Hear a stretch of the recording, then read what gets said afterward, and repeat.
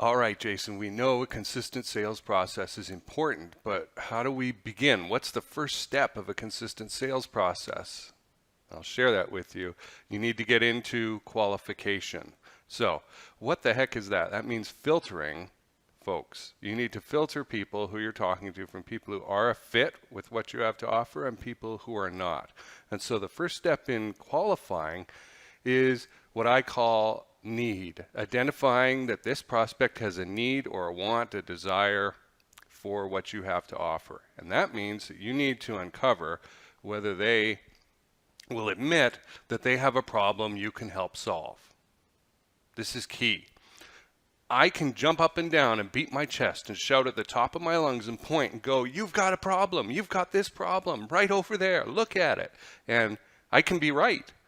But if the prospect, that prospective customer, we'll call them a prospect, does not agree, if they don't admit that they have the problem, then it doesn't exist. There's a saying I'm known for in the sales training world, and it's this: if they say it, it's true. If you say it, you have to defend it.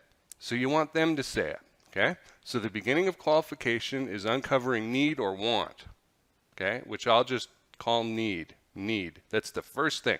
If you have a sales conversation, you're talking to somebody on the phone, let's say, or a Zoom call, write down need on a piece of paper and ask questions that uncover whether they will admit that they have a problem or not that you can solve.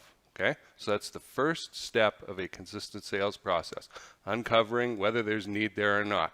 Now, what do untrained salespeople do? What did I do for the first 10 years of my professional career? I went straight for features and benefits because that's what I was told to do.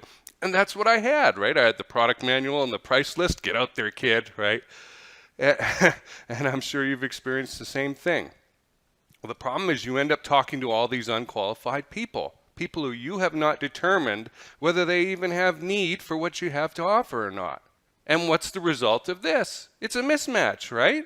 I remember I was working for a tech firm as a business development manager, and we had this thing that was a firewall and an intelligent content filter, and it did 4 things, right? It was like a machine that you plugged into your computer network, and it kept your employees focused because it kept them away from things like Facebook and porn sites and that kind of thing, places they shouldn't be going anyway, and on the job, right?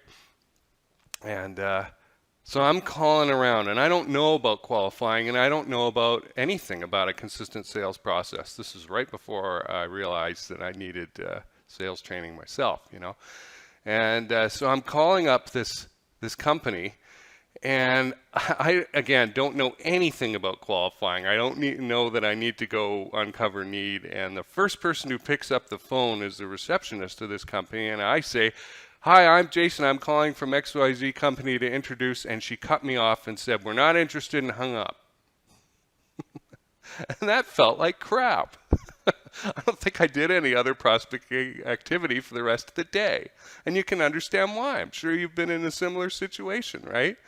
Presenting to the wrong people. That's at the end of the list, right, of things to do is presenting. That's far away from where we are right now. It doesn't take too long to get there when you know what you're doing. But if you don't have and apply a consistent sales process, it will take you forever to get to that good presentation phase where you're in front of somebody who needs, wants, desires, admits they have a problem that you can help solve with what you have to offer. So start with that. So that was the question that I began with here. What's the first step of a consistent sales process, Jason, now that you've told me that that's what I need and I get it? All right, uncover whether they admit that they have a problem that you can help solve. Get need on the table, okay? That's the first step. Tune in tomorrow. We'll look at the second one. Thanks for watching. I'm Jason Kanigan, founder of Sales on Fire.